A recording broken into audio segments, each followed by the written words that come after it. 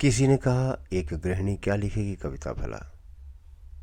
वो चुप थी, किंतु अंतर्मन बोल उठा, अरे एक गृहिणी ही तो है जो सिर्फ कविता लिखती ही नहीं, वो तो जीती है कविता को हर पल।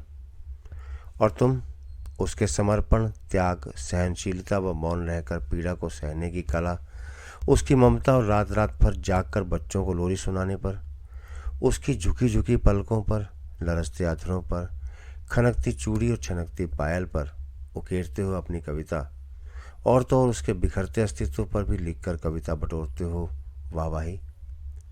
मानो नहीं है बढ़कर तुमसे कोई हमदर्द।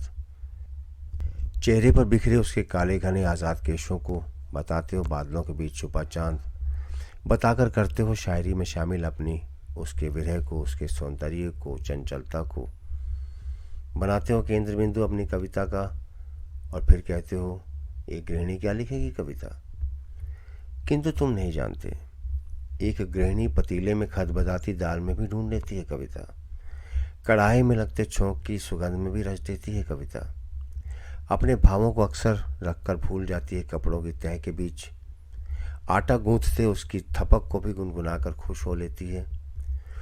वो रचती है नून तेल और लकड़ी में रमते हुए कोई सुंदर कविता, 9 माह की असहनीय पीड़ा को भी बदल देती है अपनी कविता में, और फिर ढूंढती है स्वयं को किसी कागज के पन्ने में।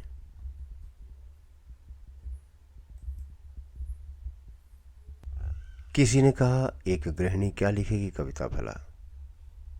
वो चुप थी, किंतु अंतर्मन बोल उठा, अरे एक गृहिणी ही तो है जो सिर्फ कविता लिखती ही नहीं, वो तो जीती है कविता को हर पल। और तुम उसके समर्पण, त्याग, सहनशीलता व मौन रहकर पीड़ा को सहने